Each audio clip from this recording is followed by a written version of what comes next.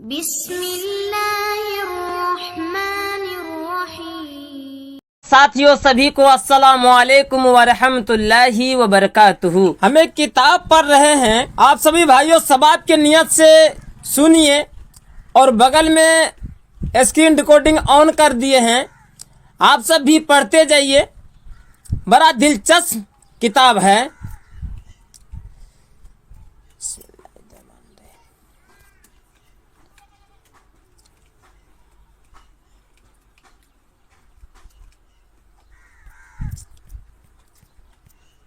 بسم اللہ الرحمن الرحیم۔ اللہ کو اپنا بنا لو۔ اللہ کون؟ حدیث مبارک ہیں، اللہ تعالیٰ کی نظر ساری کائنات کو دیکھ رہی ہے۔ مثال کے طور پر ایک کالا پتھر ہے، پہاڑ بھی کالا ہیں، پھر رات بھی کالی ہیں، پھر اوپر جنگل چھا چکا ہے، پتے پڑے ہوئے ہیں، گھاس ہیں، پرالی ہیں، کالا پہاڑ، کالا پتھر، کالی رات، پھر اوپر گھاس وغیرہ ہیں، نیچے ایک کالی چٹی کے چلنے سے کالے پتھر پر ایک لکیر پڑ رہی ہے۔ اللہ کہہ رہا ہے، میں لکیر بھی دیکھ رہا ہوں۔ کبھی آپ چٹی اٹھا کر دیکھو، اس کے تو پاؤں ہی نظر نہیں آتے، وہ لکیر کیا بنائے گی؟ وہ تو نرم مٹی پر چلے تو لکیر مشکل سے بنے، تو پہاڑ اور پتھر پر لکیر کیسے بنے گی؟ اگر بڑی بڑی خوردبین لگائی جائے تو بنتی نظر آئے گی۔ اللہ عرش پر ہو کے کہہ رہا ہے کہ میں اسے دیکھ رہا ہوں۔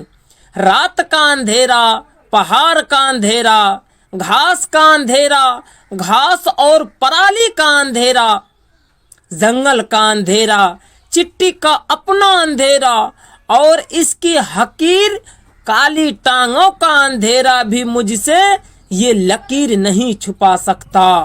وہ ایسا بصیر ہیں، وہ سننے والا کیسا ہے۔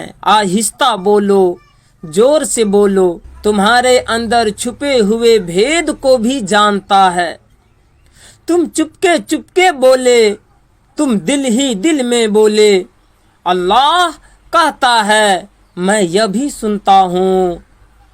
تمہارے سانس کو نکلتا دیکھے، اترتا دیکھے، تمہارے سانس کی آواز سنے، دل کی دھڑکن سنے، رگوں میں چلنے والے خون تک کی آواز کو سنے، پتا ٹوٹے اس کے ٹوٹنے کی آواز کو سنے، زمین پر گرے اس کے گرنے کی آواز کو سنے، چٹی کی پکار سنے، آواز سنے، فریاد سنے، تہے خاک پر چلنے والے کیڑے کی آواز اور صدا سنے، سات سمندر کی تہ میں چلنے والی مچھلی کی پکار سنے، ریت کا ایک ایک ذرہ، زمین کا ایک ایک ذرہ، درخت کا ایک ایک پتا، زمین کے اندر جو کچھ ہیں اللہ کے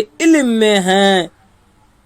کس رب سے ٹکر لے رہے ہو میرے بندوں، میرے بندیوں؟ کس سے ٹکراتے ہو؟ جس نے زمین 2 دن میں بچھائی، کس سے ٹکر لے رہے ہو؟ جانتے بھی ہو یہ کون ہے؟ یہ کل کائنات کا شہنشاہ ہے، بادشاہ ہیں، رب ہیں، پالنے والا ہے، زمین کے اندھیرے میں چھپے ہوئے چٹی کو بھی رزق پہنچا رہا ہے۔ آنکھوں سے بڑی بڑی خوردبینوں سے نظر نہ آنے والے، بڑی بڑی خوردبینوں سے نظر نہ آنے والے جراثیموں کو وہ رزق پہنچا رہا ہے۔ اس رب سے ٹکر لے لی تم نے، کس رب سے ٹکراتے ہو؟ زمین اس لیے بچھائی کہ اس پر تم مست ہو کر چلو، اس لیے بچھائی کہ اس پر اکڑ کر چلتے رہو، اس پر ناچتے کودتے گاتے ہو۔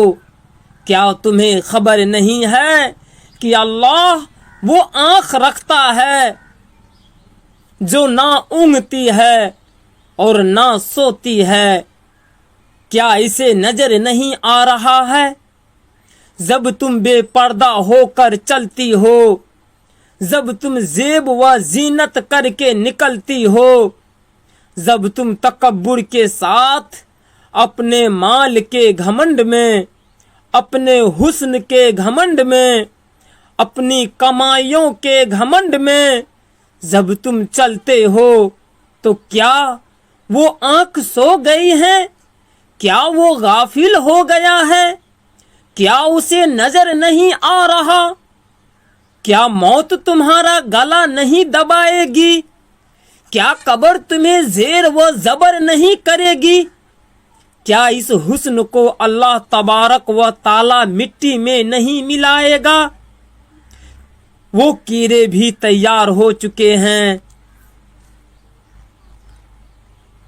جن میں تقسیم ہو چکی ہیں کہ گالوں کا گوشت یہ کیڑے کھائیں گے، آنکھوں کا گوشت یہ کیڑے کھائیں گے، جسے کاجل سے سجایا اور گھنٹوں جن کی نوک پلک کو سنوارا، اس کے تو کیڑے بھی طے ہو چکے ہیں کہ یہ کیڑے اس کی آنکھیں کھائیں گے، کہ یہ کیڑے اس کی آنکھوں کو کھائیں گے۔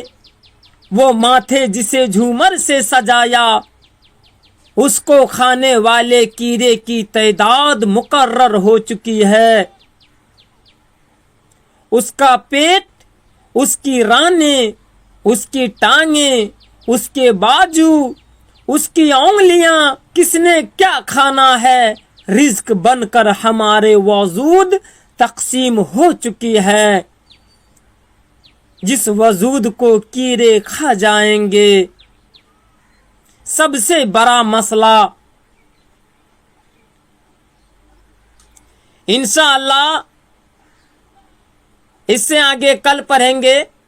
سب سے بڑا مسئلہ، یا اللہ جتنے بھائی ثواب کی نیت سے سنے ہیں شروع سے آخر تک، مولا ان سب کی جائز مراد کو پوری فرما دیجئے، آمین ثم آمین۔